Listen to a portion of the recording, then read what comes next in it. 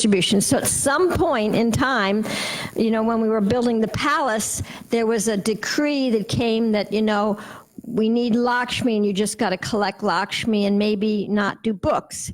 And, she was like adamant. She was attached to the book. She says, no, we want to do the books. We want to do the books. So then the decree changed. Okay, you can do books, but you have to get twice as much money. And guess what?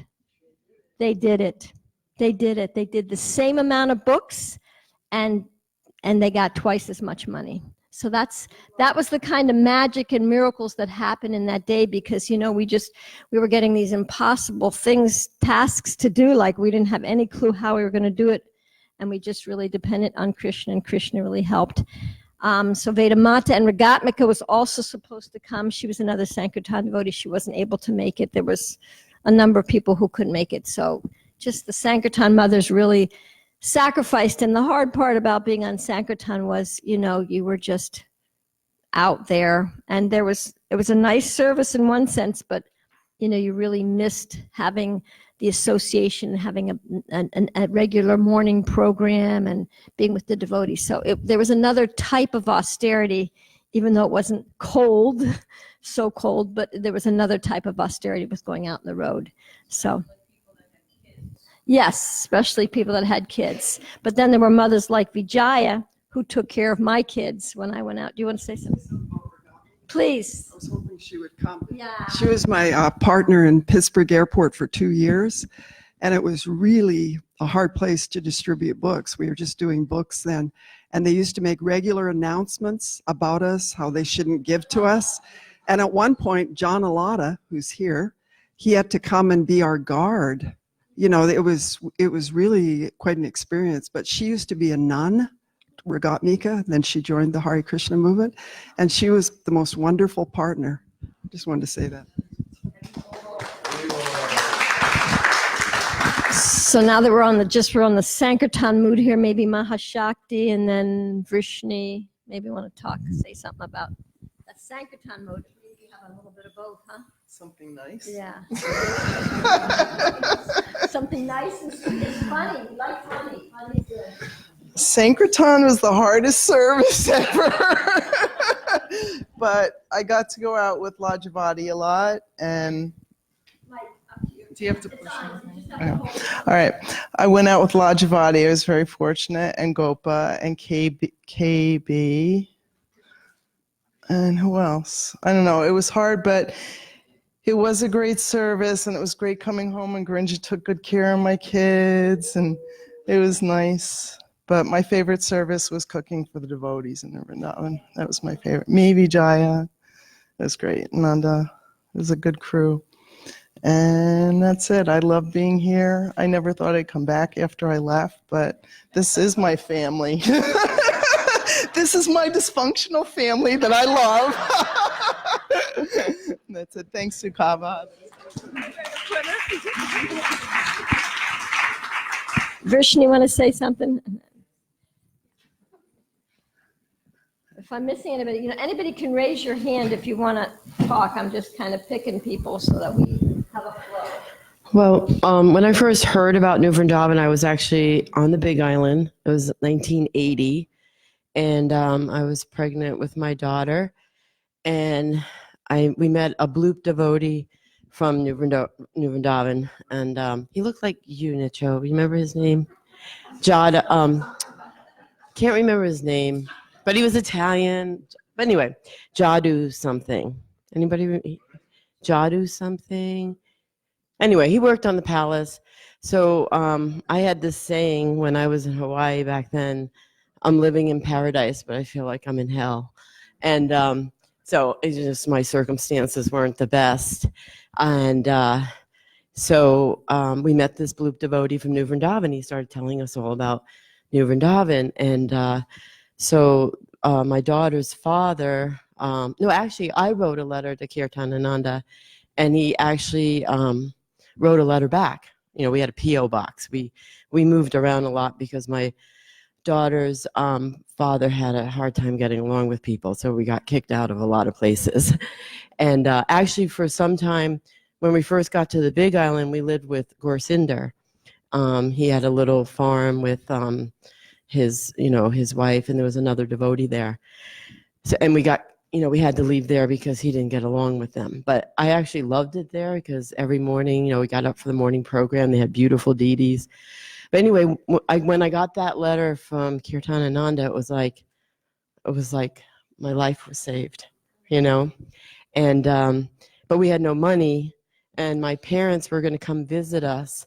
And this is how Krishna arranges things, right? My dad got sick, so they sent us money to come visit them in New York, and we cashed in the tickets so we would only go one way because we were going to go to New Vrindavan. So that's how I got to New Vrindavan, and so it. And I first lived in the barn. Krishna Bhava was my neighbor, and Mother Jamini was there, and I worked with Mother Ishani making the chandeliers.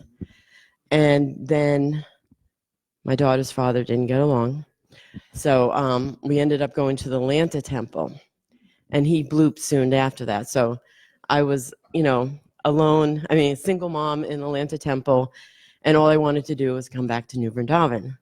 But of course, when you're in a city temple, they don't want you to go. So they tried to marry me off to some people, but that didn't work. And then, so going to acknowledge somebody, I want to acknowledge Kanka, because it was the Christmas marathon. Of course, New Vrindavan was in Atlanta, and they came to the Sunday feast. And I can't remember who, Kanka and somebody else. I think it was Sanat. That was Sanatan, yeah. And so I was telling her about how all I want to do is go back to New Vrindavan. I just want to get back to New Vrindavan. So she called Kaladri, and we made a plan. I was going to sneak out and meet them at the bus station. So that's what I did. And Mangala Arati, I went to Mangala Arati, got back. My daughter and I got a taxi, and we drove to New Vrindavan in the van. And I thought it was going to be like the first time I was there, working, making chandeliers. And but it was like the highest service was to go out and collect Lakshmi. So I somehow or another I became a Sankirtan devotee, because that wasn't my intention, because I just wanted to live on a farm. So, but again, it was so great going out with Lajavati, Prema Manjari, Krishna Bhava. And at first I was a weekend, just weekends. And, just so many different situations being out there collecting Lakshmi. And then I got married to Das. And, okay, which part of that quick story? Oh, right. So anyway, I had my sights. I wanted to marry a farm devotee because I thought that might be my ticket to be able to stay on the farm. But then, it was like, the whole thing came up about maybe marrying Das. And I remember Mother Katila said, well, if I was you, I would marry Das, So anyway, he did pass me in the hallway, and he said, we're supposed to get married. And of course, when you marry a full-time Sankirtan devotee, guess what happens? You go out full-time on Sankirtan. So anyway, if I probably would have done that differently now, but not marry Das. No, not the marrying of Das. The going out on full-time Sankirtan. Just because some of the impacts that it had on my daughter, which, we're still dealing with, but I can't redo it. And ultimately, it was all for Krishna. So, you deal with that. But anyway, Haribol. Okay, I'm just going to switch gears here, and then I'm going to switch back. I'm trying to get everybody. But I wanted to acknowledge and talk about the mothers who stayed at the farm, and they became like mothers to multitudes of children. So that would be like Garindra and Katila. I mean, you know, these two women had like the most amount of children, and they managed a lot. So maybe you could talk about that a little bit. Yay. Hare Krishna. No, I don't need them, right? For the internet. Gotcha. Hold it for you? No. What do I do? It's on. You just hold it I'm up. technologically impaired. Before the palace was even an idea, in 1971, I was at the Denver Temple. Vijaya, Tulsi Das was president, and we were not allowed to have children, no grahastas. So after a couple months, Lal Krishna, Parvati, and Leela got on a plane to go to LA, and Shamakunda, myself, and Ki Vijaya drove here to New Vrindavan. I think the only person, Gargarishi, we got to Bahulaman, made it from Denver. They put me in the farmhouse with one room was the Brahmacharis, Gargarishi, Jagannath, Yudhisthira, and Yamaraj. Across the hall were the Brahmatrinis, Mother Mahara, and Maria Teresa, and me and my baby. And nobody was really interested in listening to us at night, but Satyabhama and Parmananda were running an actual farm operation here. That was what was going on. There was milking of cows and taking care of our temple. But once again, they didn't want children, so they sent us up to Vrindavan. And all of those great devotees and matas are mostly gone now. Hargreav and Shamadasi, Mother Ladini. And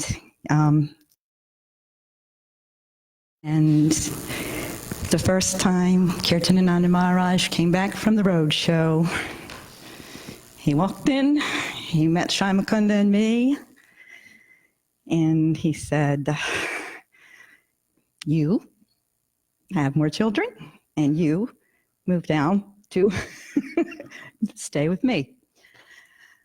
And that's how it started.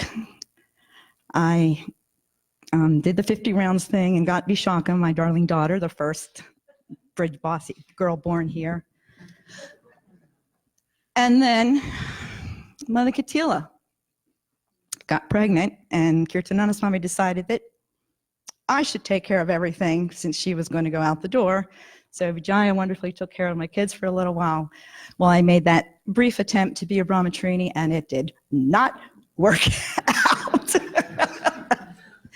So took the kids back, and I just brought along a little pictures that show the beginning, and I have to do it like this so that I remember, but this is 73 Rath Yatra with Kirtanananda Swami, Chandramali, Vijaya, all the devotees from that time period. And then after Shamakunda built the temple down in Bahulaban, I went away for a minute, and when I came back, this Bhakta Richard, Bhaktipada gave my house to Bhakta Richard, that I had painted up so nicely with cows and lotus flowers, and I come back after traveling with 2 little kids, and I walk in the door, and there's this guy sitting there. This is Radhanath, by the way. And I said, what are you doing in my house? And he said, Kirtanananda Swami said I could stay here. And I said, well, that's done. I kicked him out. Come on, I had to have a... It's not like it was some glorious place. It was just a room with, a dome with picked up. But it continues, as we all know. And it was my great good fortune to have Shamadasi and Ladini as my introduction to Krishna consciousness. Shamadasi was transcribing, Hargreva was editing, canto, and he was still on the second canto. He got the tapes, he listened, he edited, So Shamadasi would type it up, and I had watched Samba from 7 to 7 because I had a kid, so you get to have another one. And I got to read Prabhupada's Nectar before it ever went to the press.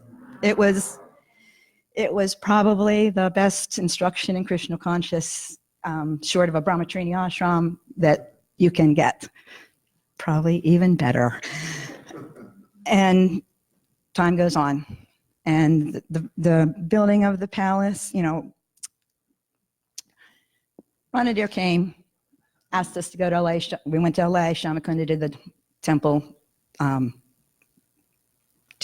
told this story yesterday when Srila Kirtanananda was not happy when he found that we were going to go. And he said, Shamakunda had just worked with Bhagavanananda that summer. And Kirtanananda said, do you know who he's going to work with out there? And I said, no. And he said, Narayan. And I was like, I don't know him. And Kirtanananda goes, well, let me tell you, he makes Bhagavanananda look like St. Peter.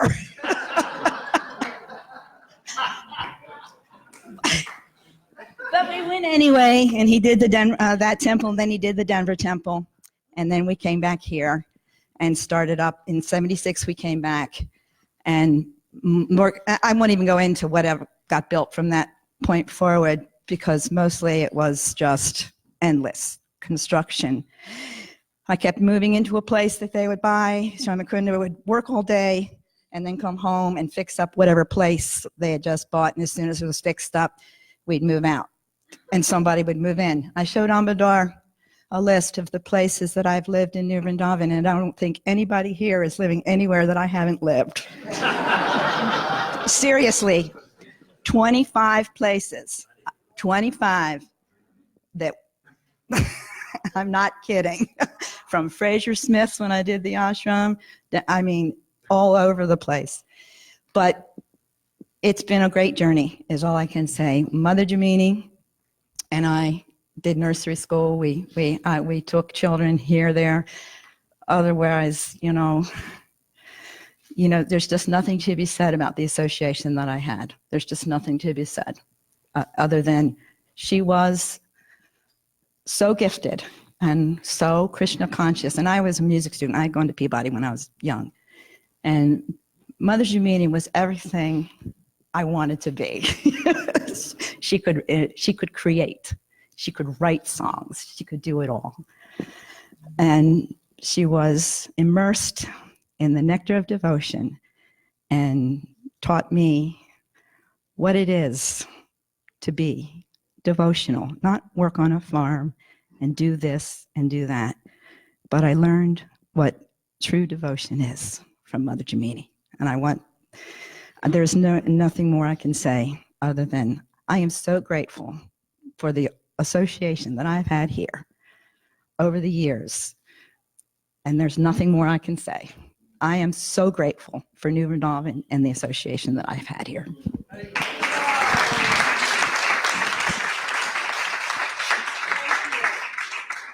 Thank you. So I'm not quite sure. I'm trying to do it kind of a little bit in order of how people came to New Vrindavan, but I'm getting mixed up here. But Jamuna, do you want to say something? Sure. I liked your story you told us the other day about how hungry you were. How hungry you were. That was a good story. All right. I was telling Sukava how about my experience coming to New Vrindavan. It was the winter, December of 1980, and I'd just been to Vrindavan, India, and when I first arrived, I just thought this is the most wonderful place. It just feels just like Vrindavan. And they put me in the guest house. Mahashakti was in the next, you arrived the same day, right? Yeah. Yeah. So anyway, we were up on what used to be the guest house where Caitanya lived on that same floor. And it was like the most beautiful day, sun was shining. I thought, oh my gosh, this is the most wonderful place. And the next day winter hit, and I don't think we saw the sun the whole rest of the winter. But so Sukava was asking me where I stayed, and so Kaladri had said to me, gave me a room number in the utility building. And so I went to the room, opened the door, and it was full of stuff. I mean, like the whole floor was covered in kids' toys, kids' clothes. So I went back to Kaladri and I said, I think you made a mistake. You know, that somebody's living in this room. And he said, no, that's the right room. And so it was Prema Manjari's room, and she was out on the Christmas marathon. And I had to very carefully try to move all her stuff to the side. And I stayed in that room with my son until she came back. She came back from Sankirtan in the middle of the night to find that there was somebody else in her room. And I think she was quite upset about it. So then I went back to Kaladri. Okay, now where am I going to stay? And he put me up on the house on the top on the hill there at Bahulaban. I don't know the name of it. Subhavadi was living there. Kalpavriksha. There was three families living in that house, and I had the room on the very top. And it was freezing cold. I mean, there was a wood stove, but the heat didn't seem to make it to my room. And luckily I had this really nice quilt that my mom had made for me, and that was what kept me warm. But I think basically I never took my coat off the whole winter. I slept in it. I mean, it was just like, and going down the hill there from the house, because there was no bathroom in the house. And the path down to the bathroom was an ice skating rink. It was just like sheer ice. And I was also pregnant. I just found out I was pregnant with my second son. And my memory of that first 3 months of being in New Vrindavan was just being hungry. I mean, all I thought about was food all the time. And the only food there was to eat was, the main meal was too spicy. I couldn't eat it. And then so we had the rice and oat water for breakfast.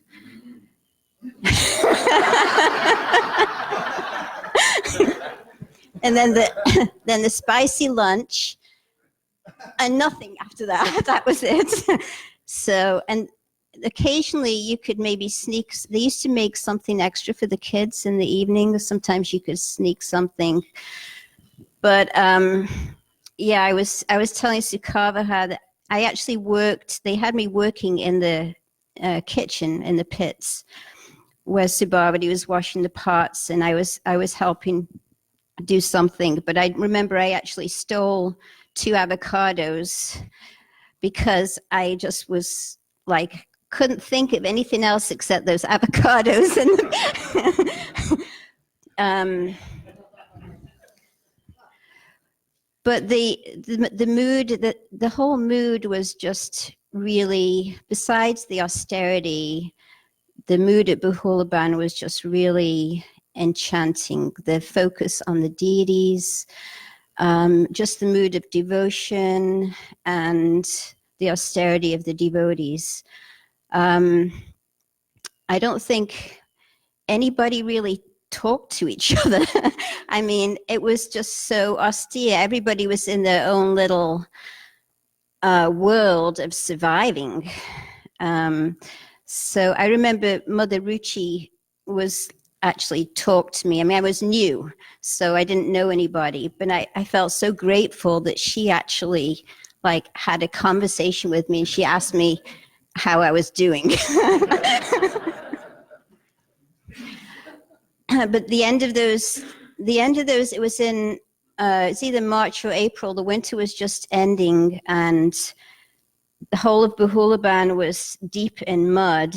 And my parents-in-law came to pick me up. They were going to take me to Detroit to meet my husband. And we all wore these welly boots that were like, everybody had green welly boots. And the mud was up to the top of your welly boots. They pulled up in the parking lot to pick me up, and they took one look at me and looked at my boots, and they were like, you can't get in the car with those. So I actually left the boots in the mud. So anyway, that was my first few months. Thank you. Mother Ruchi in the back, can you come say something, because you were there a long time ago. This is somebody who's taking care of all of our kids and our grandkids. Yeah, there you go. Thank you. I was just remembering about when Sankirtan and I first came. We were living in the Chicago temple, and I wanted to come to live on a farm in the country. And Sankirtan was, I had two kids. My son was, I think, 3, and my daughter was just turning a year. And he was going to the bus station to send we just had one trunk. It was small, and I was really proud of myself, because with 2 kids and us, I didn't think we had very much. So he put it on the bus, and on the way back from the bus station, on the radio, someone had driven him, there was a news thing about New Vrindavan being under quarantine for hepatitis. So he came home, and he told me, he says, I just heard that New Vrindavan's, and I thought he was joking, I started laughing, because he knew, we had been planning it for months and months, and we had everything ready, and I thought he was just kidding. But then when I realized, I said, I don't care, we're going. So we came anyway, and we actually had to come up the back way. We took a train into Pittsburgh, and Bokta picked us up, and there was a roadblock the front way, so you couldn't come. So we came at night, the back way, and I don't remember the first night where we stayed, but right after we came, we were staying at the Gray House, which is now the wellness center. And I think there were a couple of devotees there. Can't remember who it was. There were 2 other devotee couples, and we were there just for a week or so, and then Kirtananda came and said that we had to move out of there because they were going to use it for the infirmary. So then we moved to the house. They had Prabhupada houses across from where our house is now, and it was really there was nothing. You opened the door, it was just cement. There was a wood burning stove, which I had no idea of how to start a fire or anything, and my kids were young. And in the corner there was a drain, just a drain. It might have sloped a little bit, and that was it. So, and we had been living in Chicago, so it was quite a shock. I remember the day that someone helped us move our stuff from the Gray House to the Prabhupada house. It was pouring rain. It was just pouring rain. And I remember standing, and then they left us, and they left. And I remember standing in the field with our few belongings and 2 kids, and it's pouring rain. And I guess I was wondering why I had wanted to come so badly. But, just like Jamuna was saying, there was so much austerity, and we eventually moved down to Bahulaban, and that was like a city compared to where we had been. And it was very hard at first, because we came on the eve of Lord Chaitanya's appearance day. The next day was his appearance day, and we did that because we had heard that if you start something new on Lord Chaitanya's appearance day, it'll be successful. So we planned to come then, and I think because it took so much to get here, I wasn't about to give up easily. And trying to think. So we were down at Bahulaban, and no one, like Jamuna was saying, no one would talk to me. It's like we came in March, so you had to go through one winter before you were accepted as a Brijabasi. Because people were always coming and going, and so, huh? Yeah. So no one really talked to me, and it was a little bit difficult, and maybe that's why I reached out to you, because I remember how hard it had been with no one talking to me. But and then I remember my first service here was taking care of Tulsi, and I remember I really didn't know much about doing that, and there was the old greenhouse, and we had a lot of Tulsi plants, and they were all in these buckets with very hard soil. But I remember changing everything, and I remember at one point they were outside the greenhouse, and it started pouring rain, and I wanted to cover the dirt, because I didn't know very much about things. And Madhav Ghosh was, saying, like, what are you doing? Because I was trying to cover all these plants, and,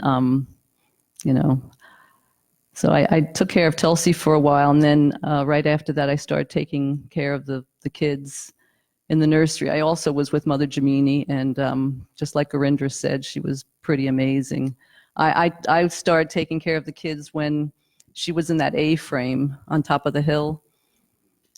And it was so austere. I mean, there was no running water. The mothers would bring up a bucket. I mean, not a bucket, a bucket or a jug of water. That was the only water.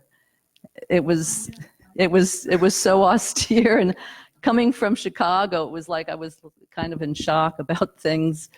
But she was so Krishna conscious, and she had her harmonium, and she would stop and she would chant, and it was a wonderful experience, like you had said.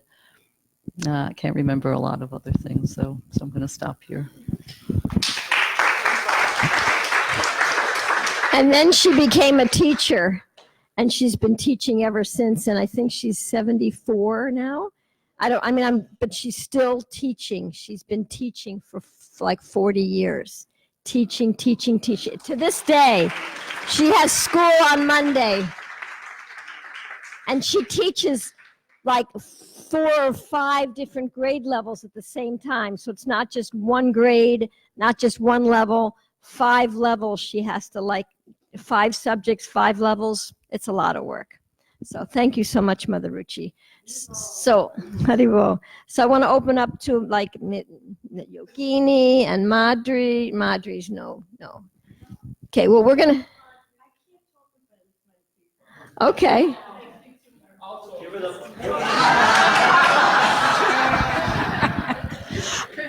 Those houses at the top of the hill, I just wanted to make one comment about them. Of course, John couldn't build them both. Kirtanananda Swami had got Vana's father to send some money to build him a house, and he built 2 houses with it, one for Vana and one for others. But everyone knows how that schlep up and down was so difficult. And I just wanted to mention one devotee that is very rarely remembered, and that is Chaitanya Shatra. When I had Shamantaka, I was living up in that house, the A-frame on the top of the hill. And Mother Ishani came up and delivered him. And the next day, when I came back from Mangal Artik, because I went down to, that was how you did it then, he had carried and filled up a big red pickle barrel full of water and stacked my firewood for me, which in the history of New Vrindavan, I don't know anybody else who did that for a woman who had a baby. But he was a very different devotee, but just goes to show you never know. Yeah, we could tell. We could have a whole afternoon with Chaitanya Raj stories. Chaitanya Raj. Yes. And a whole afternoon of Chaitanya Raj stories.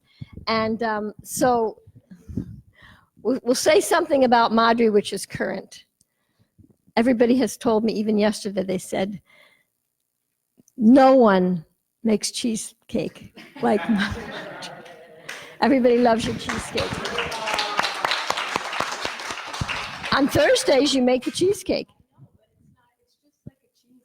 I know. I don't know. Krishna's doing something to it, yeah, because, yeah, you have a little heart. All right. 25 years. She's been making cheesecake every Thursday. And she's responsible enough to communicate when she goes away on vacation. That's another. I asked her today if she would make one for me as a part of a wager, but so if you could all maybe send some. They're not looking good now. Okay. When I was president, we used to schedule our board meetings at Specifically on Thursdays. so that during the board meeting, the cheesecake can come. That is definitely politicking there, I'll tell you.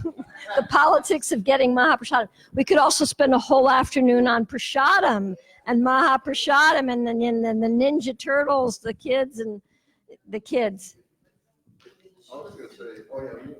Leela Shuka. Yeah, so we're gonna talk a little. Okay. Yes, we do. We will have some time for the men to talk about the Matajis. We're going to give you a chance to rectify. Clarify. So Leela Shuka was also a teacher, and she was a teacher for years, and she still goes down there sometimes and does some stuff. You want to come up and say some things? Yeah. Yay. Our unsung heroines. It's hard to see everybody, so. So continuing the theme, not that this would be the whole theme of my talk, but the theme of how nobody talked to you when you first came to Vrindavan. In 1980, I came here and, but Mother Rasa Leela, my heroine, she talked to me like a normal person. And I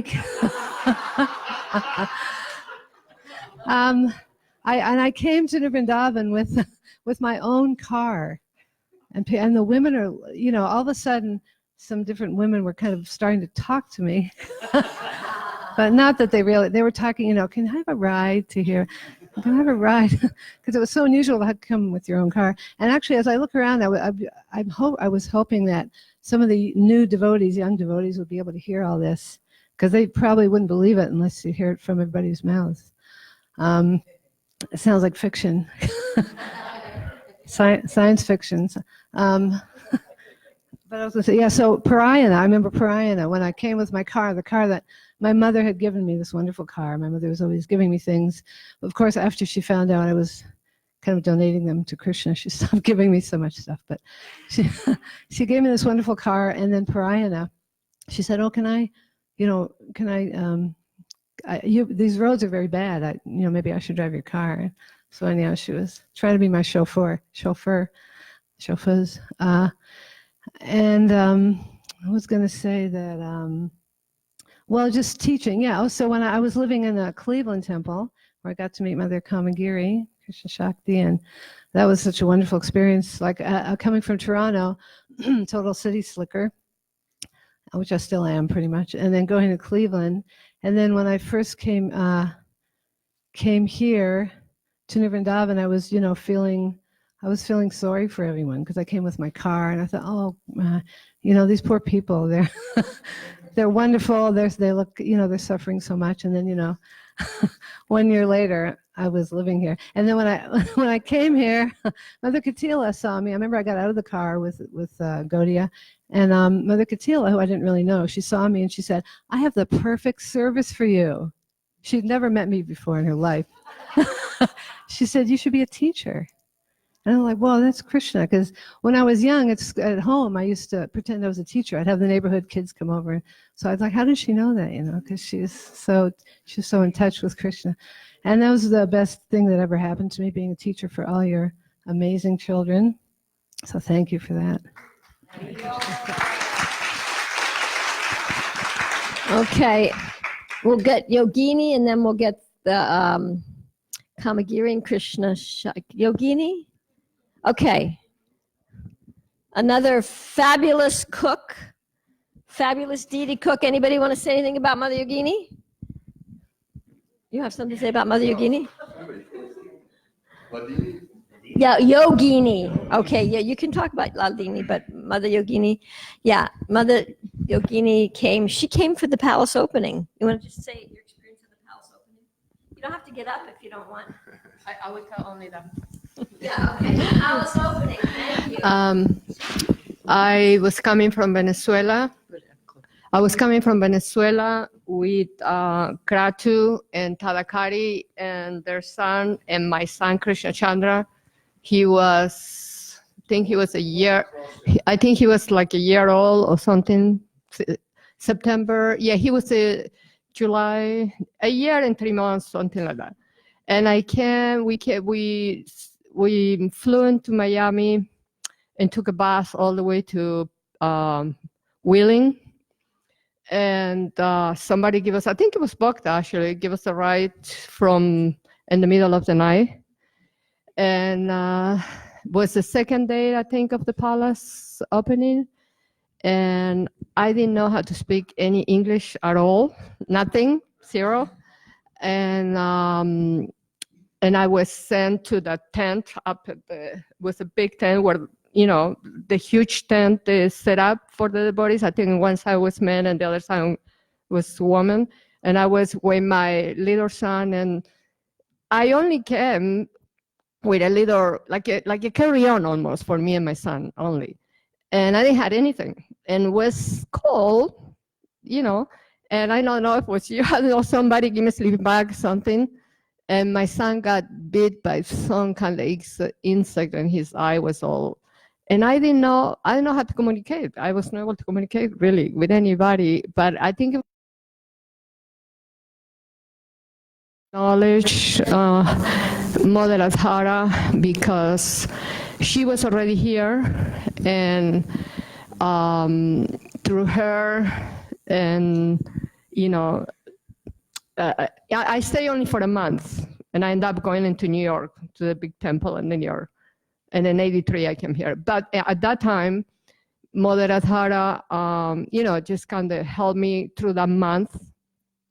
And what I wanted to say was like very shocking for me, because especially because I didn't speak the language. That means if some of you say that nobody will talk to you. I felt it even more. But anyway, I felt very. This was a very, very special place. But at that moment, I was not able to make it here. That means I left, and later on I came back. And about Mother Adhara, what I wanted to say is even after when I came back, how much service she did for the deities, the outfits that she made, every single outfit. Oh, I remember being at the utility building, and Lajavati was there helping with every single little sequence, putting it together in every outfit, everything, so much detail, so much love from everybody. That means I was just like, wow, these devotees are so, for me, I was like, wow, I'm, in Vaikuntha here with all these demigods. But anyway, I really wanted to thank to everybody, every single mother. And I want to apologize if I ever offend you, or ever I say something out of line. And please forgive me, because I don't know how long I have on this planet, and I want to really do that from the bottom of my heart, because I don't remember too many things. Sometimes I think, oh, it's good, but but I just wanted to make sure, that all of you and New Vrindavan, actually from all the temples, has been since I joined in my country in Argentina, is where I spend the most time. And this is my home. Even I'm not here anymore, but will always in my heart. And when everybody says to me, and I said I was living in New Vrindavan, and people said, oh, this, oh, I don't know. I don't remember things, but, and the other thing is that here is all my sisters, like maybe we all did the same thing, but I appreciate every single one. And thank you. Thank you for accepting me and my children, even to now.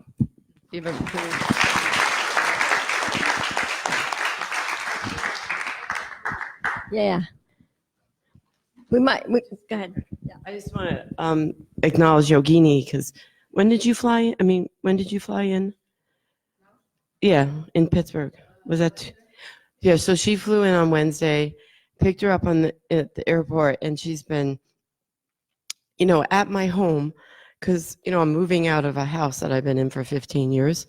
And she's just been like cleaning and helping. And there's my son and 2 other guys working at the house. And she's been cooking every day for them. And she says such an awesome, and I don't want you ever to feel that you're just a wonderful devotee. And I know I speak for everyone here. We appreciate you for everything you have done. Yeah. And I also want to acknowledge Yogini because she's, is asking for forgiveness. We should probably have a big forgiveness circle because we all did a few things to one another, in our naivety. So we have to have a big forgiveness circle at some point. Thank you. Mother Lokadrishti here. She has to go back to work in the Welcome Center. She's still working. All right, so I first came to New Vrindavan in 1977, and my husband at the time was building the altar in Toronto Temple. And so he was in Buffalo doing something, and I was off doing something, and I was like, oh, I want to go somewhere. And I thought, a farm. My grandmother had a farm, and I always liked farms. And so he said, you could go to Montreal or you could go to New Vrindavan. And I chose New Vrindavan. And I was 5 months pregnant for my son, and my daughter was 3 years old. And I got to live in the barn. And there was a room available, and they put me in the barn. And I was here for maybe a week, and I got amoebic dysentery. And I thought I would lose my baby. Anyway, I was here for a month, and finally I got my way back to Toronto. Swore I would never come back to New Vrindavan. Then in 1978, Prabhupada passed, and Kirtananda saw my ex-husband's work. He did some kind of exhibition in Montreal, and he wanted him to come work on the palace. And he said, well, Kirtananda wants us to go to New Vrindavan. And I'm like, no, I'm not going back to that barn. And so then he said, we had an offer to go to LA to work on BTG.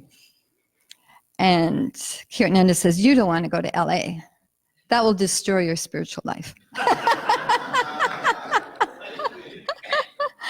So when I was here in 77, Murlidar's wife, what's her name, Yoga Maya, she was living in a trailer, and she had told me that if Kirtananda ever wants her husband to come to New Vrindavan, I don't know how she even thought that was conceivable because I wasn't planning on living here.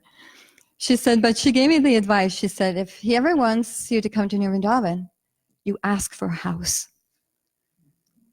Because that's how I got my trailer. She goes, I wouldn't come unless I had my own kitchen, right? So, okay, I had the remedy. Okay, if we go to New Vrindavan, you have to ask Kirtananda that I'm not going to move unless I have a house. Well, I didn't word it properly. Kirtananda gave me a house to live in, which is Sankirtan Ruchi's house now. And I was sharing it with Guru Devahan and Krishna Karuna, and Maharani, who was our, she did all the shopping. I think she was Buddy Nuran's mother-in-law at the time. And she was our shopper. And so we shared that house. But there was no room for my husband. It was the room was so small that there was just room enough for me and my kids. My son was 6 months old at this time. And so they told me, okay, for service, you can go on Sankirtan, or you can do nursery. And I have a 6-month-old and 3-year-old. I'm like, well, I'm going to do nursery. And so I did the baby nursery. I had 7 babies. But I lived up here. I didn't live in the barn. So I didn't have a room in the barn. So they had made this little house. And that's where I did the nursery. And the mothers had to take the children there under 3 barbed wire fences. And it was like a big playpen. And the stream had water in it, and you would go to the stream, and it was running really strong then. You would go and get a bucket of water, and had this big concrete sink there. It was all cloth diapers. Half the kids crawled. It was 6 months to a year and a half. And every day I did that. And Jai Murari Jai Murari lived down here somewhere. He must have lived in that gray house or whatever. I'm not quite sure the location because I never went this far. But he had this big box van. In the back of the van, he had these 2, there was no windows. There was a door at the very end, and there's 2 wooden benches that weren't even secured on the floor. So he would stop at Mangalartik time, pick myself and my children, and my laundry, because we didn't do our own laundry. Vidutama did our laundry at that time. It was all communal. And so I'd bring my laundry down with my kids every Mangalartik, throw them in the back of the box van. Then we'd go to Kadiraban, and we'd pick up Katila with all the ashram girls. And then we'd go to Mangalartik, and then I had other services too. I don't even know how they fit in. I did do vases, all wildflowers. I think that was in 77 when I was here. I did the vases and did different things. I did a journal nursery from 7:30. I think that was the morning program ended till 9 for people who had service, but nursery didn't start till 9. So I had the center of the barn to do that in because I didn't have a room. And but anyway, I used to miss Mangalartik on Monday. Monday was my day off. I did nursery every day, but Mangalartik was my day off. And so, but then how am I going to get down to Bahulaban to do my service? Because Jai Murari would pick me up at Mangalartik, and nobody had cars, really, very few. And Kirtananda used to pick me up. 8:30. I'd be on the road 8:30. He would stop with his Jeep. I'd throw my kids in, my laundry. He'd drop me off. My husband left me here. October of 78. He disappears. Kalardi comes up to me. Where is Kamsanta? I'm like, he's with you guys. I don't know. I never see him. We don't live together. Because we can't find him. Anyway, there's more to the story. I got my way out. Got my way back to Toronto, swore I would never come back to New Vrindavan. And I've been here 25 years. Why? Krishna brought me back. I don't know why. It wasn't like I was hankering, and it's like, I'm here. I don't know why. Krishna put me back here, and here I am. And but there was a few things that were really pleasant. Coming down that road, when you would come off the 250 and come down to Bahulaban, that place had a certain energy. You'd get butterflies in your stomach. Radha Vrindavan Chandra. It would be that excitement. You would just get chills that you're arriving in Vrindavan. It had that potency. And Prabhupada said, austerity is the wealth of the Brahmins. And I think it was the austerity that everyone was performing, that there was such a huge energy that pervaded in that community. It was amazing. Anyway, that's all I have to say. Hare Krishna. Haribo. Kamagiri, Mother Krishna Shakti. I mean, you can come up separately or together, however you want to do it. Haribo. These are some of the support teams here. Oh, I'm just her chef. Come on. We had satellite, temples that, supported Vrindavan. Sent their kids to Gurukula and worked hard. Hare Krishna. So our satellite temple was Cleveland, Ohio. And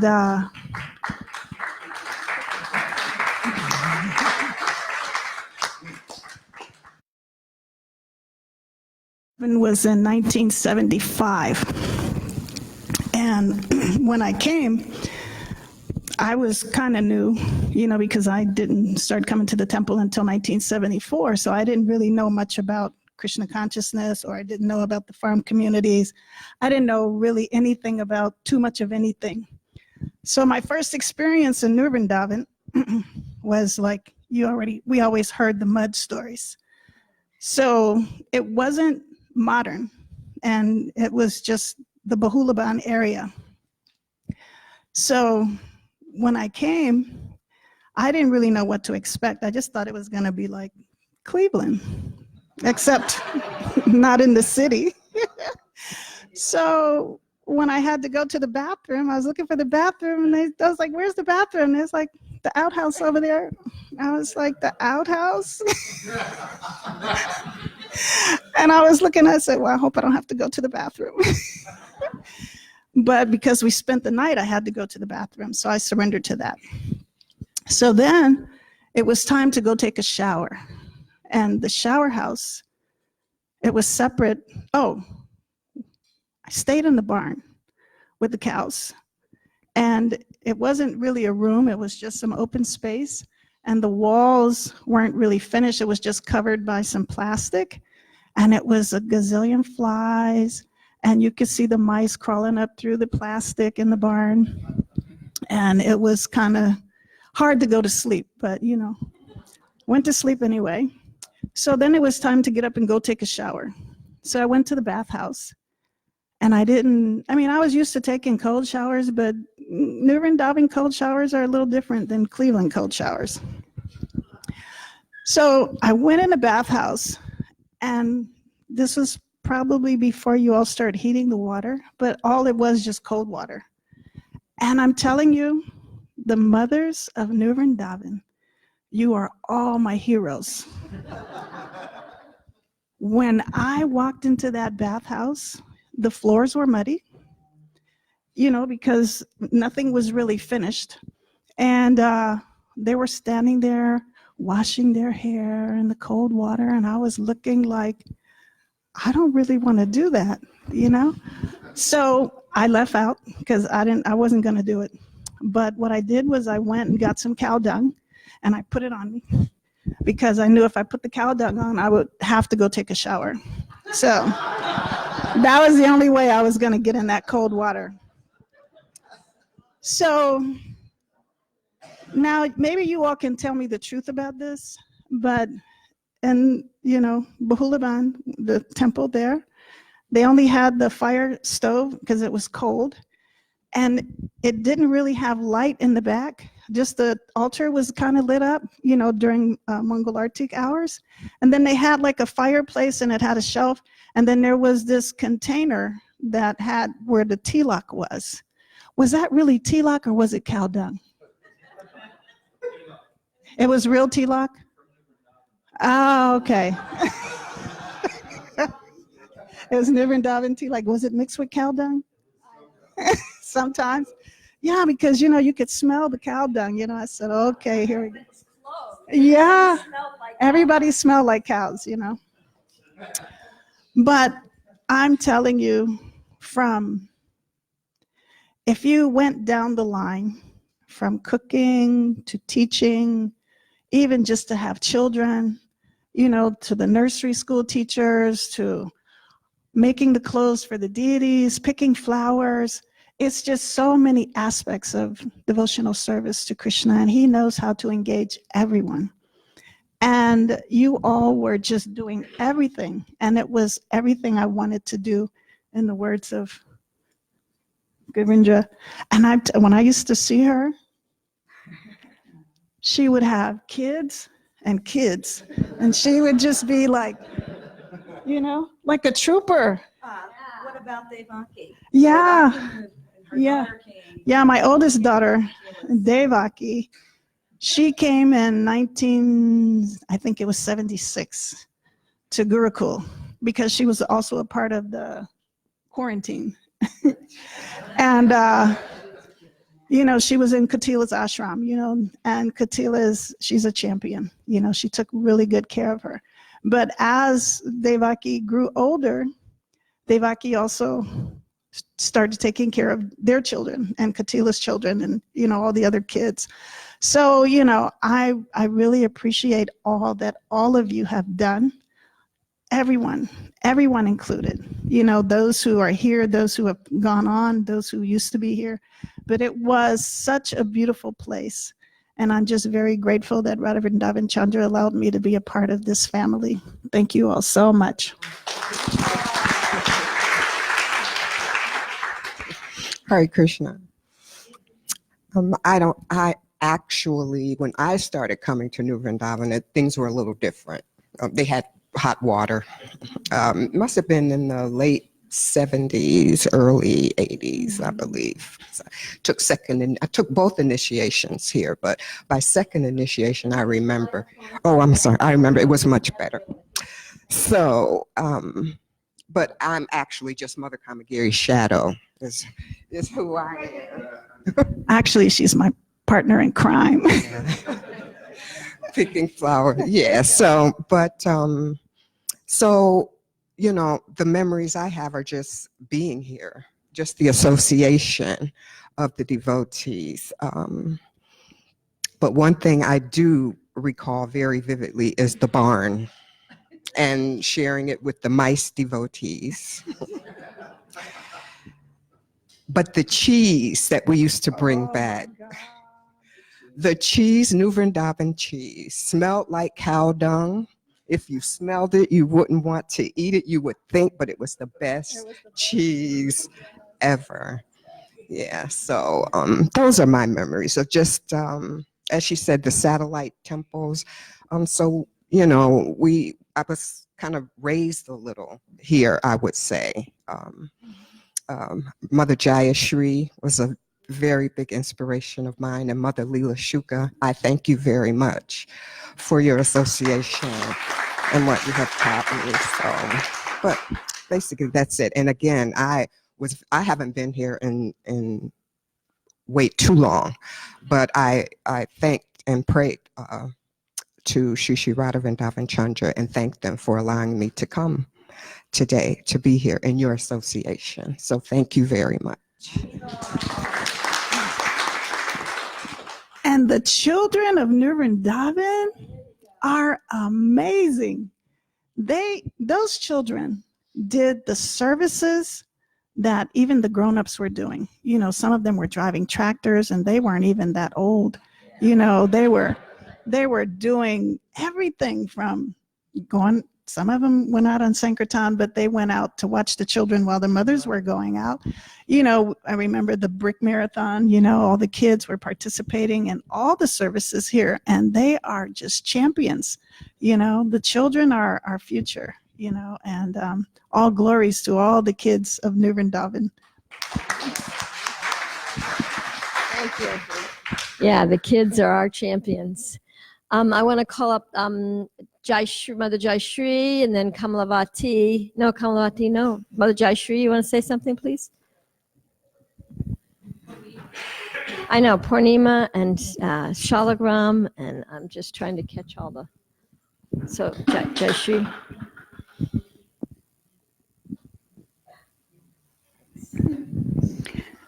I feel like I'm one of the new people in New Vrindavan. Because I didn't come till 83. came on Abai's birthday. It was his second birthday, actually. And we moved. I mean, when I was in Hawaii, when you guys were going through all these austerities, you know, we were living like kings, I guess. And then when I came here, the temple had just been built. So we moved in there, and, you know, it's like there was these big trays of maha, milk sweets, cream drink. The offerings would take 3 women to make the offerings. It was just like, you know, like so opulent. So I don't know any of the austerities, but I mean, I have to. No, it's always an austerity in on a different level. Life wasn't so austere, but it was. I mean, devotional service is a type of austerity, but just wanted to thank all of you for building New Vrindavan. I love New Vrindavan. I think it's a perfect place. I've been here now 37 years, and you just can't find any fault with it. So thank you, pioneers, and just all glories to New Vrindavan. There's so many stories you could tell, but so many people. Thank you. Thank you. You're going to say something? No? You refuse?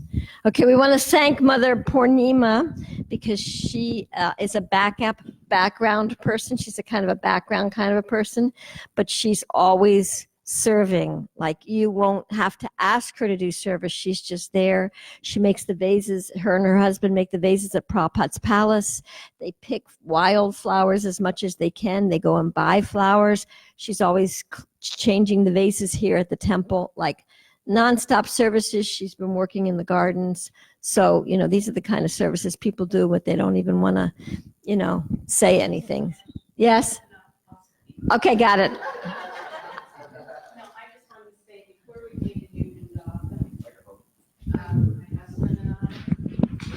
Murky had been around the devotees for years. He was even in India when Prabhupada was there, and he was in Australia when he was there. So he knew the Toronto devotees and all that. Is this on? But I didn't know anything about the devotees. I used to go to university in Toronto, and I'd see them on the streets, and I think, oh my God, they're an odd lot. And then I didn't have bad, anything. I didn't think anything bad about them, but then 10 years later, I was one of them. But anyway, so we started hanging around together up north of Toronto, and Bhakti Marg Swami used to come and visit us and do little programs and stuff. But I didn't know much about the devotees, just sort of went to the Toronto temple a couple of times. But then one day I was in the grocery store, and like 3 aisles over, there was, do you remember Life magazine? As pictorials, like glossy and everything. There was a picture of these 2 little girls, and it just drew me to them. I couldn't believe it. It was just so many. And you know who it was? It was Katila's daughter, Prita. And who was the other one? Yeah, it was just amazing. It was just the power. Like you were talking about the energy, or no, she's gone. The energy when you came down the road, but the energy of those 2 little girls on that magazine cover. Anyway, that was like in the winter, and then by November we finally came to visit because I kept pushing it, and it was nice. We came for a weekend, then we went away, and we came back, and it was nice. We stayed in the where the Prasadam room was. Where was in Bahulaban, and Godadhar was in charge of the guest house, and it was all nice. And there was a celebration in the barn when Nanda Bhaktipad used to dress up as Nanda Maharaj. Do you remember that? Yeah. And we did all that. And then we drove away, and we were at 250, turned right, and I looked back over there, and I said, oh, nice place to visit, but I'd never want to live there. But, that proverbial whatever. In 37 years, it's like I would never want to leave here. And just one thing about the mothers, just again, thank you so much for all your austerities. And just one thing about Katila, talking about the mothers of New Vrindavan. I can remember one time about the the way sometimes they treated the mothers weren't so great. And remember that? Has anyone mentioned the buckets? All the mothers did was carry buckets of stainless steel plates, buckets of laundry, buckets of this, everything. And some devotee man wouldn't help Katila one day. I remember, and I remember she said, "I curse you in your next lifetime to be a mother at New Vrindavan." So that about says it, the tapasya, the austerities that you all performed, and we really we do appreciate it, right? Thank you.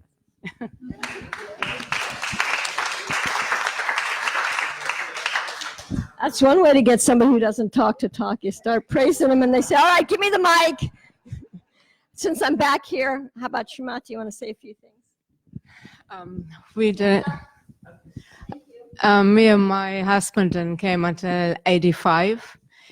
And our daughter Radhika was like 2 months old. And Advaita Prabhu was a temple commander. And he asked me what service he would like to do. And I said, anything as long as I'm with my daughter. And he said, I have just a service for you. And I was doing the nursery. And I would like to acknowledge also Mother Amrita, Mother Diksha, Leela Kata, and Amrita Prada. She told me when her son was just a baby and she used to do laundry and the water was ice cold and she hung up the diapers at night and in the morning they were like totally frozen. And I'm just grateful to be here in New Vrindavan.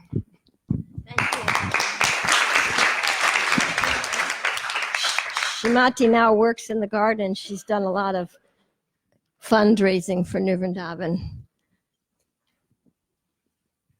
You want to come up front? No? Okay. Okay. Hare Krishna.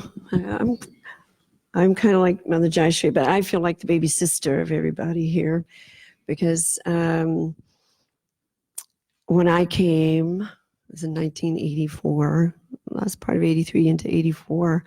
We also had come just to visit. We was coming from Gita Nagari. And what drew me here, or the reason why I requested to come here, because I had heard so many lectures by Kirtanananda that I was so attracted by his preaching. And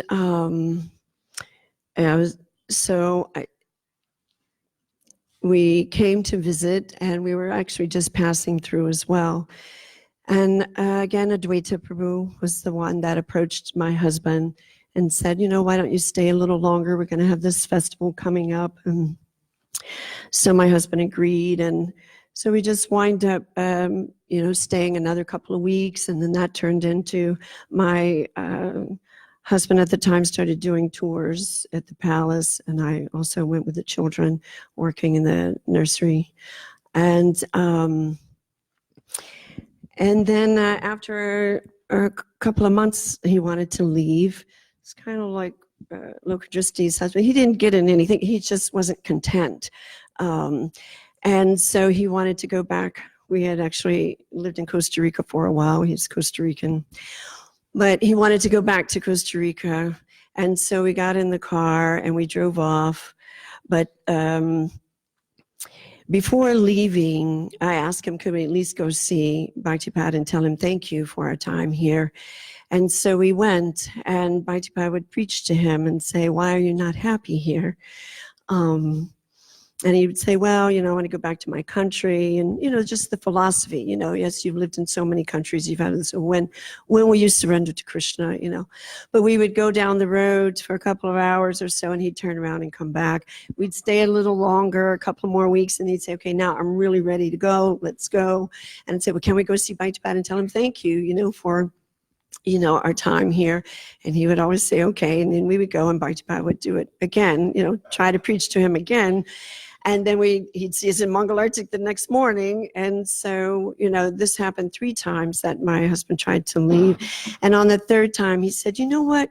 You can stay here if you want, because, I don't want to, I don't want to be here for the winter. I'll come back after the winter and those kind of things. And I said, well, can we go tell Bhaktipada, that I'm going to stay? And he said, yes. So we walk in and my husband starts to spill again. And Bhaktipada just said, is your wife staying? And my husband said yes. He said Jai, and that was it. Anyway, so yeah. All right. So now I want to hear what the men have to say about the women. I want to hear what the men have to say about the women. So you get to be first. You can stand up.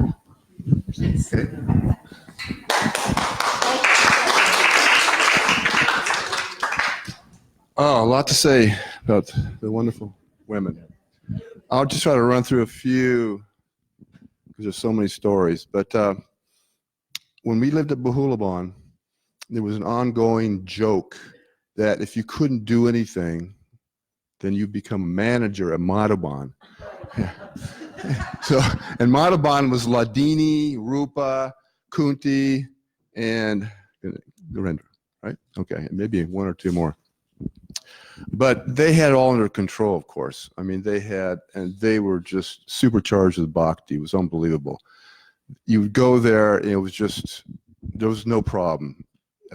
Whatever problems there were, they just, went right through them. And Madhaban, first of all, just a little brief history. We bought Madhaban for $7,000, a farmhouse and 30 acres or something like that. So you can imagine the condition of it, right? I mean, you looked at it, you thought it's going to blow over. Okay, it's tilted, and the guy who we bought it from thought they didn't tear it down; they're nuts. Okay, and it was completely infested with cockroaches. But there was Ladini and Grindra and Kunti, and they were all there. And Lord Jagannath, big Lord Jagannath that was carved from a tree here, New Vrindavan and Narayan. So huge Jagannath was there, and all these little Jagannath deities. And they're all their family, just Jagannaths everywhere, And you walk in there, and the first time I walked in, because I became a manager, I don't know if a Dwight, talk about no quality, coming out of San Francisco in 1968, 69. And in fact, when I got here, I threw my little bag of LSD off into the cow pasture, and I was worried about the cows getting, a lot of stories. Okay, but anyway, when we got, so they sent me to Madhaban. You're the new manager. Wow, you got a little high off that. Because like, you're just a pot wash or whatever. Now you're a manager. And you walk in the door, and they're all kind of looking at you like, okay. And I remember the first time I walked in, it was so smoky because they had the wood stoves, and everything leaked, and there was through the smoke, I saw somebody with a gas mask on. I kid you not. It was Ladini, because it was so smoky, they had a full-face gas mask. Just in case you couldn't see anything, you put that on, then you could kind of, cook. Wow. And then the first RTA, when I was there, got up in the morning as a manager. Everybody was already, they were up at 2 o'clock. I got up at 3 o'clock, I think. Hi. And Mongol Archie and the ghee lamp, it didn't have a handle on it. So Ladini reaches over here and gets a pair of pliers. Wow. So when you're a manager of Madhaban, what you ended up doing was you got to decide what one room you get to paint, right? Yeah. That was your big managerial. So I decided we're going to paint this room, But it was incredible. Talk about going by that Madhaban and just feeling the energy there, because it was just magical. It was so surcharged with their bhakti, and they were laughing. I couldn't believe it. They're just smiling, and they're all chanting the entire time. And one time there was a cistern there, right? There was a well where you got the water. Yeah, and somebody, I remember maybe the third day I was there, somebody fell into it. Okay, yeah. But, they just get off, got out and started doing a devotional service. So just amazing. And then they took care of Lord Jagannath just like these, like they're beautiful children, which they were. Just Jagannath, Jagannath, Jagannath. So, and story about Mother Katila. Yeah, you and Mother Katila, I remember seeing her, and I think you at the same time, and you had a child in the front, child on the side, maybe one on the back. I mean, that's what they were doing, and they would be cooking on this little wood stove.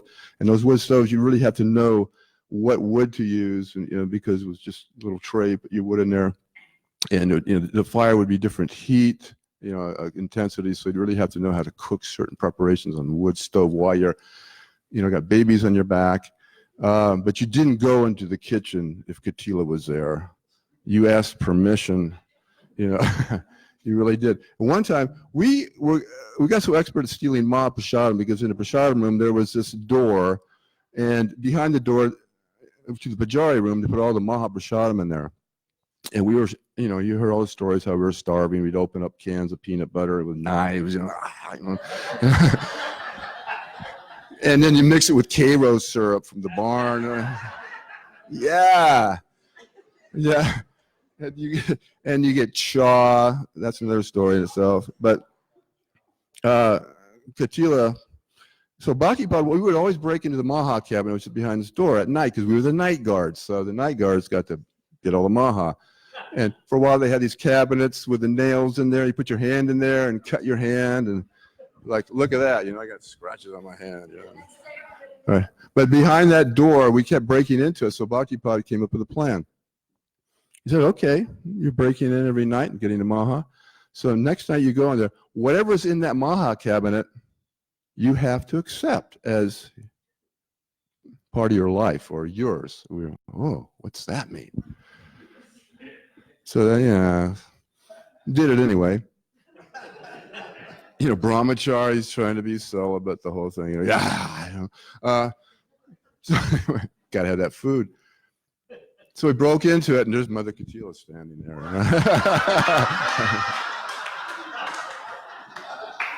Just looking at us like, and everyone knows if Katila didn't like something, Kaladri found out within minutes, and then you had to deal with that. But she was incredible. Ishani, of course, made all the jewelry. I used to dress Radha Vrindavan Chandra with Kaladri and Varshana, and so we'd always, you know, the outfits would come out, and we'd try on the outfits, and then Ishani would make some jewelry, and we'd try it on.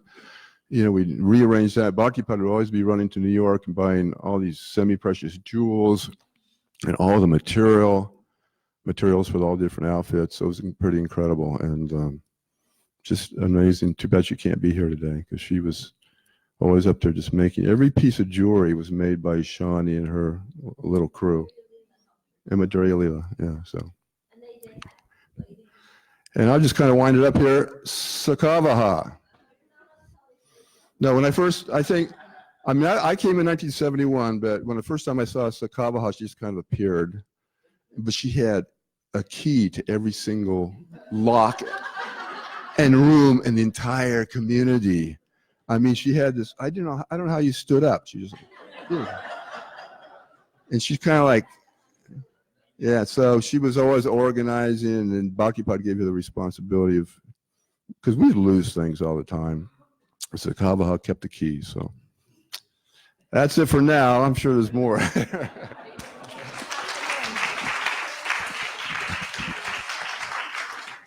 Are there any other men? Okay. Okay.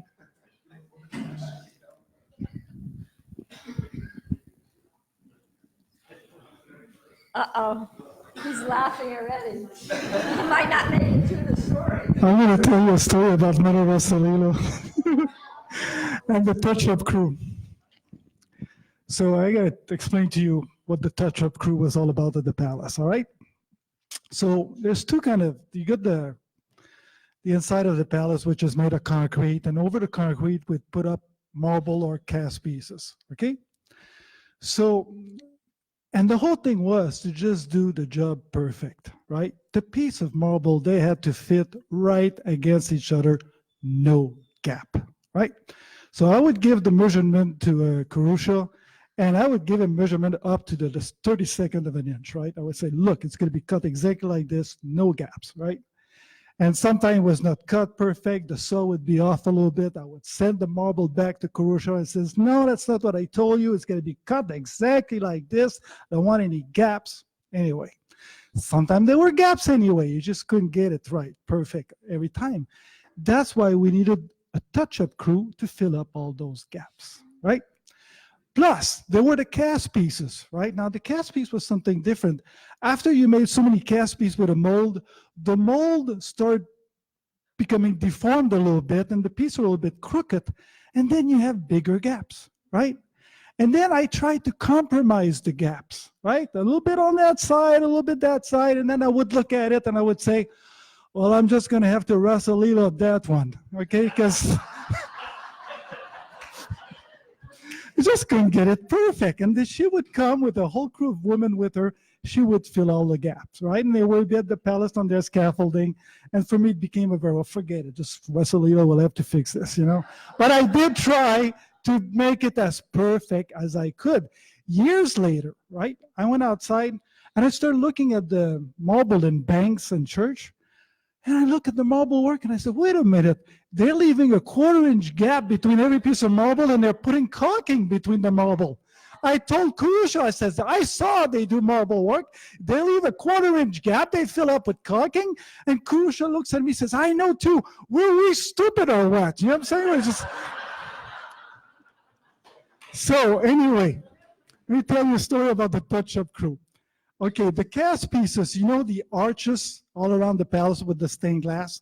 Well, first you can see on the pictures, the arches are made with concrete. You can see those arches with the points. So they made cast piece to go over the wall, right? Kumar shop. So I'm taking those first cast pieces to put them over the wall. I put up the first one. I look at it. Hey, the circle and the points in the cast piece, they don't match the concrete points and the circle in the concrete. It just doesn't work, right? It doesn't fit. It's not the same shape. All right. So I'm thinking I'm going to have to chisel out all this concrete, right? So it works, you know, because it doesn't match. Okay, whatever. So we didn't have very good tools, all right? They were saving money on tools. It took us hours and hours to do work. We could have got done so much faster with just more expensive tools, but we didn't have them, right? So I did not have a good electric demolition hammer, you know, that you could hold in your hand. We had jackhammers, but you can't use that on a wall. So I got decided to get the concrete out. I said, wait a minute. I'm going to drill holes in the concrete and I'm going to put blasting caps into the hole. So just so you know what a blasting cap is, it's something you use to blow up dynamite, okay? Now, a dynamite stick is not like a big firecracker. There's no black powder in a dynamite stick. It's a gel inside that's got nitroglycerin in it, right? And there's no wick going to the dynamite stick. You put the blasting cap in there. And the blasting cap, it's explosive plastic. It's got 2 wires coming out of it, the blue one and the yellow one. And you put an electric current through those 2 wires. It blows up the blasting cap, which blows up the dynamite, okay? So I says, I'm not going to use dynamite, right? I'm going to use blasting cap, the plastic classic. So I don't know how many blasting caps to use. It's a new invention I just came up with. So I drill holes and I put blasting caps and I fill the hole with pour rock, which is an expansion cement, right? So all the power will stay and break the concrete. And I got my first point done and I'm thinking, if I would put more blasting cap all around, it would make like a compound reaction and the whole thing would blow up at once, right?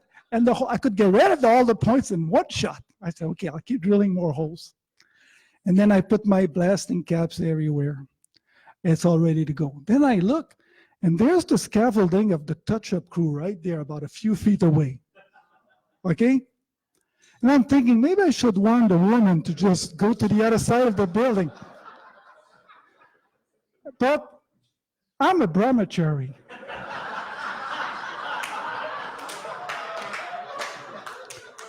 We don't talk to women. Women don't talk to us. And then I'm thinking, woman. So I don't tell them anything. I go and hide around the corner. I take all my electrical wires and I stick that in the extension cord, and it goes bang! This big explosion, there's concrete flying out of place, big cloud of dust, right? And when all the dust cleaned out, this woman dared to come and talk to me and complain.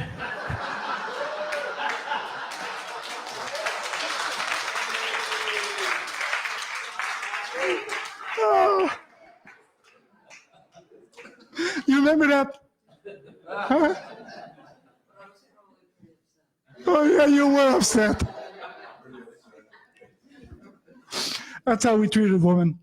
Anyway, I want to tell you one more story about another woman Anala, because I'm looking at the road right there. And I was the pujari at the palace, and I would have the maha at my disposition, but people would want to come and get the maha, but I would always eat the fruits for myself. I'm the pujari, I get to pick what I want first. Now, we didn't have much fruit in Vrindavan. Pretty much the only fruit you could get was the fruit from the maha, right? Okay. So Mother Anala, she was coming to the palace to get maha, and she was hoping to get fruit, but there was never any fruit, right? I would eat the fruit. So one time, I'm coming down the hill right there, and Mother Anala is coming up, right? We're about halfway through. And Mother Anala, she stops me and she says, you know, there's never any fruit in the maha from the palace. I said, no, I eat the fruit. Mother Anala got really close to me and she looked at me. She put her face right beside my face. She looked at me right in the eyes and she said, you know, if a man eats too many fruit, he can become gay.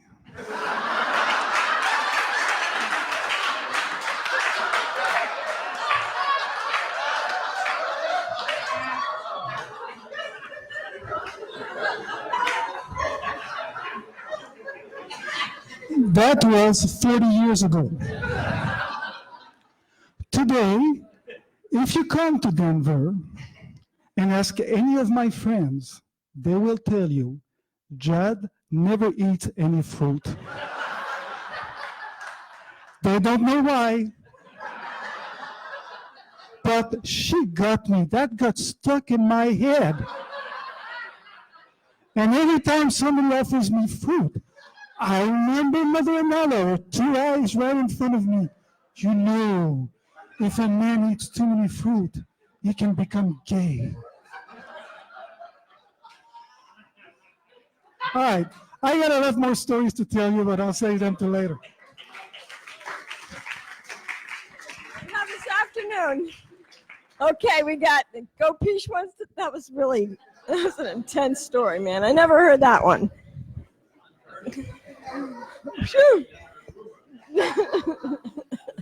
Gopish wants to tell some stories about some ladies, right? Well, more of a shout out. A shout out? Okay, shout out. You can come up front if you want. I'm going to have to shout.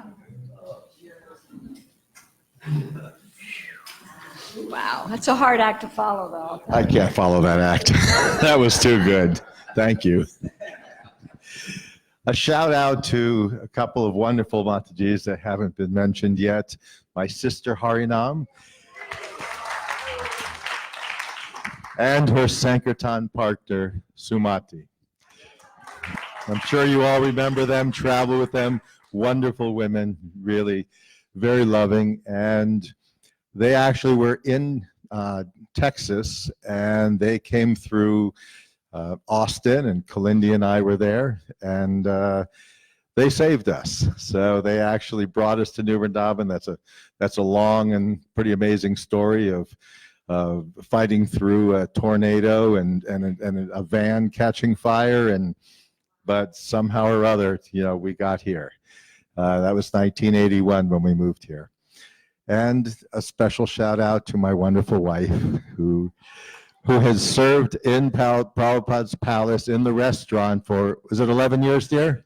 For 11 years, continuously serving in the restaurant. Haribo. She wouldn't like that. No. Unless we can take the mic to her. Yeah, well, if we start praising her too much, maybe she'll start talking. We can take the mic to you. Was that okay? Okay, here you go. I'd rather you tell the stories of the frozen laundry and the babies and all that.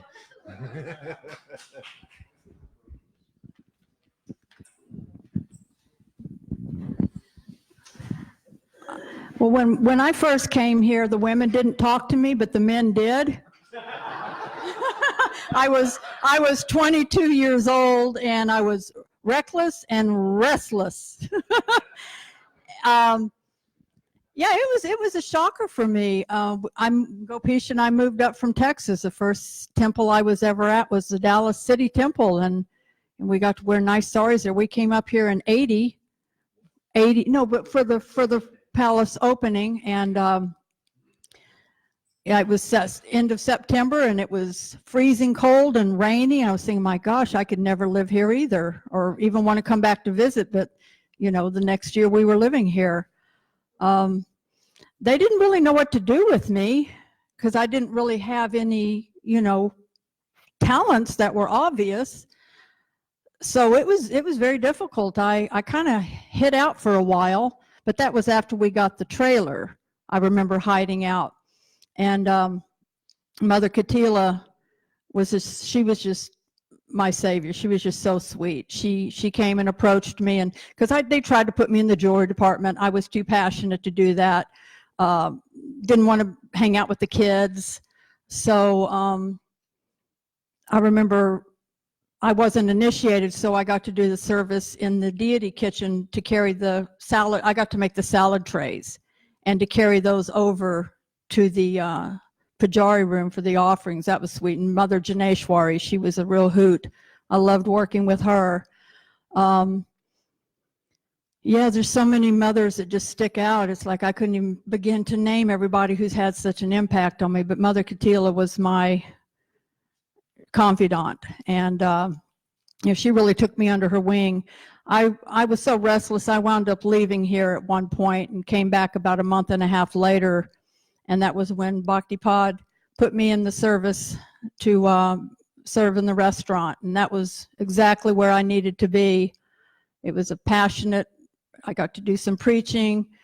Mother Purnima was my pillar in the restaurant. She's tolerated me for so many years, as have so many other wonderful devotees. But, there was a time where I was feeling disconnected, not really feeling like I had a spiritual master. And at one point, I started reading a lot of books, not Bhagavatam or anything like that, just books where people had their experiences with Srila Prabhupada. And I started really feeling a connection to him. And then Malati approached me out of the blue and asked me if I would get all of Prabhupada's laundry together and start dressing him in the temple. And I was freaking out. I'd never, done anything like that. And I asked Mother Srimati, I said, I'm so nervous, would you please come help me? And we were doing that for a while, and I'm still getting to do Srila Prabhupada's laundry. His mercy is just unbelievable. Every time I'm ironing his clothes, I still don't understand how he's allowing me to do it, but somehow he is. And yeah, I'm very grateful. New Vrindavan, I grew up here. I definitely was a kid when I came here, and I'm still a kid, but I'm growing up here. I appreciate all of you, and thank you.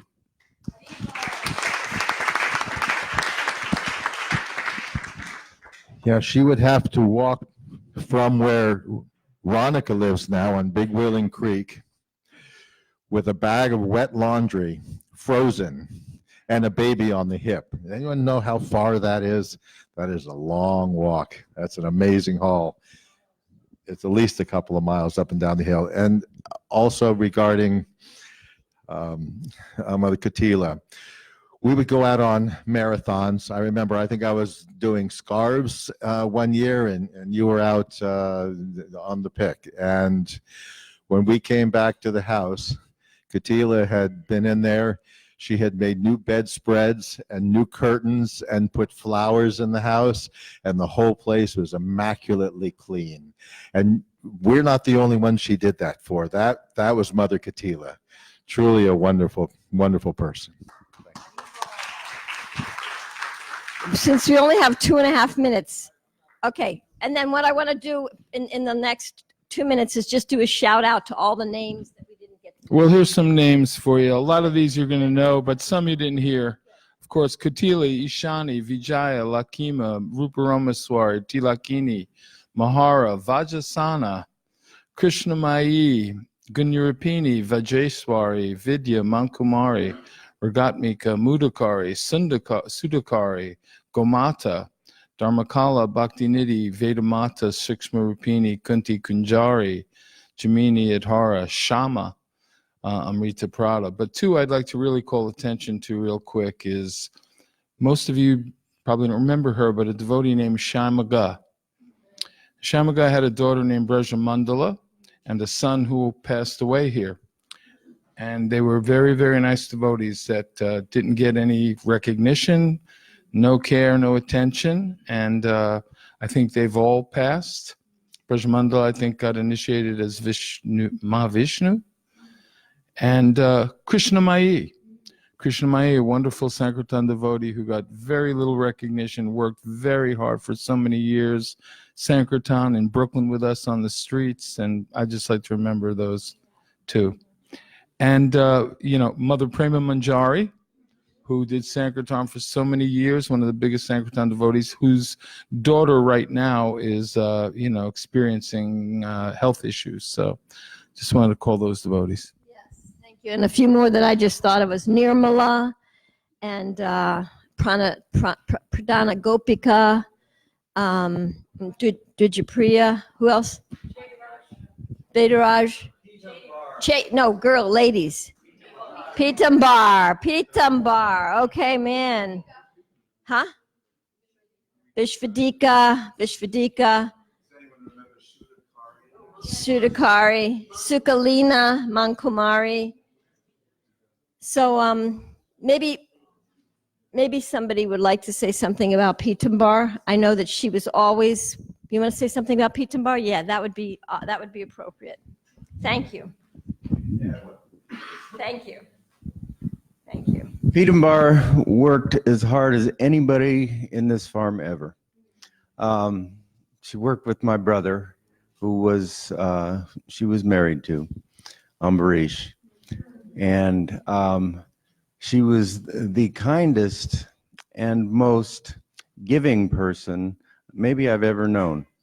She always wanted to do a little bit more. She always wanted to work harder. I know she took care of the cows, the calves in the barn. That was one of the things she absolutely loved to do, feeding the calves every day. And then, of course, she took care of the milk. She did a lot of the separating and then making sweetmeats and so forth. And of course, many of you know, most of you probably know, she passed away July 4th. And she has 3 wonderful sons, Nitai, Acharya, and Ananda. Unfortunately, they couldn't be here. But she was a true treasure to this community and to my family. So thank you. Thank you, Ganendra Prabhu. Thank you, Mother Pitambar. And it's 1:30, and I really think, even though there's so much more we could say, and there's so many names of so many people, we really pray that Krishna bless all these ladies and all the children. And we'll come back here at 3 o'clock. We'll have another clip. I have a 20-minute unedited clip from 1983. It's a really interesting clip. I think nobody's ever seen this before, so you'll like to see this. So be here at 3. Kripamai is going to sing a song. We're going to do a clip, and then the men are going to share their stories. So be here. Please come on time so you don't miss anything. Thank you so much. Thank you for your time and your... Hadi bol. What? Lunch is under the lodge in the community hall. And if you want to take your plate out,